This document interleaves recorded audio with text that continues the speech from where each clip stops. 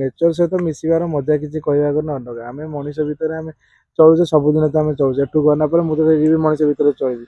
किंतु गोटे पशु पक्षी मेल चलवा गच मान प्रकृति कोल बंचा तार सुविधा कहवा मजा तार अलग प्रकार आप दिन अधे आउट आपको केते मजा ना मुझे रेगुला एटिक मत के लगुच। जय जगन्नाथ बंधुगण आम आज गोटे बहुत सुंदर स्थान में पहुंचीचु जे एटा कहते पिकअप भैली पछरे बहु संख्यार मयूर बर्तमान पानी पीउछंती एवं देखते केते संख्यार मयूर ये देखिपे छाई रे बर्तमान पाँच खरा होची आ किसी समय पर खाद्य दिज्व एवं से माने बाहर को बाहर ये गोटे नुआ दुईटे नुआ आपणकर 200 रु ऊर्ध्व मयूर अच्छा कौन चिड़ियाखाना नुहे खुला जंगल रे ये बुलूचंती सब रक्षणाबेक्षण आमर बुझुंट बहुत प्रिय समस्त कानू भाई ये कानू भाई से सब रक्षणाबेक्षण करती मयूर मान हानि लाभ बुझती जत्न नि तो कानू भाई पचारा से मयूर कौटू आसिले से जत्न क्यों नौ कानू भाई नमस्कार जा गोटे बहुत सुंदर कार्य कर आम तरफ आपण को आंतरिक शुभेच्छा। तो कौन कहे मयूर बाबद जे समस्त जानते पिकअप भैली तो क्यों भाव मयूर आसिले केते मयूर बर्तमान अच्छा जत्न क्यों भाव नौ देखो अनेक तो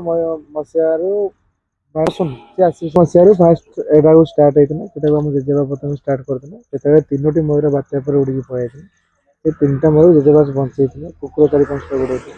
ये 3टा मयूर को प्रथम बंचे खाଇବା दौर 3टार पाखापाखि पिकअप होने 200 अधिक संख्यार मयूर संख्या पहुँचे जेजेबापा जीवा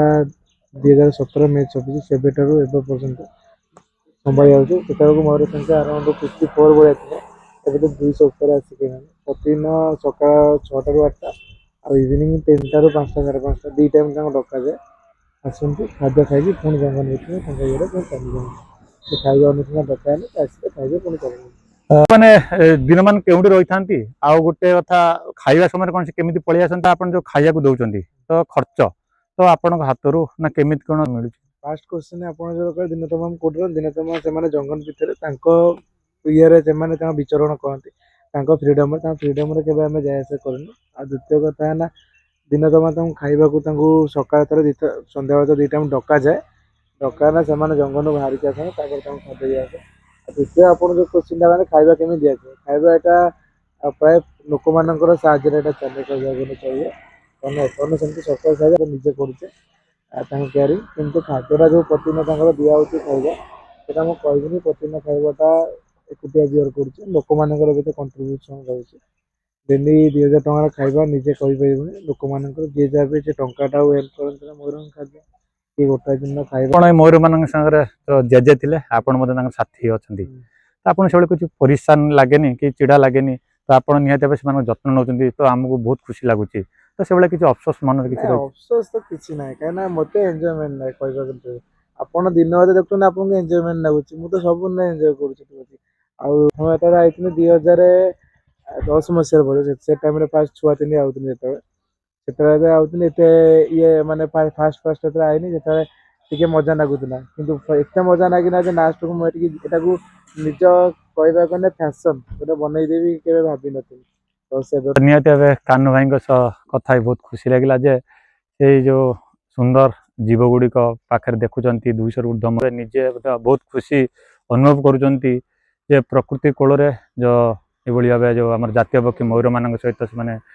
बुलूंट बहुत लोक आस देखापी सका 2 घंटा और 3 घंटा से खावा दौरान तो एत संख्यार मयूर आम देखु बहुत अभिभूत हो जाऊँ कौन चिड़ियाखाना जंगल में बुलूंट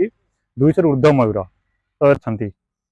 भितर से बसी गचरे डाल में बसी जो खाइबा समय हम कानू भाई जो खाइबा आरंभ करेंगे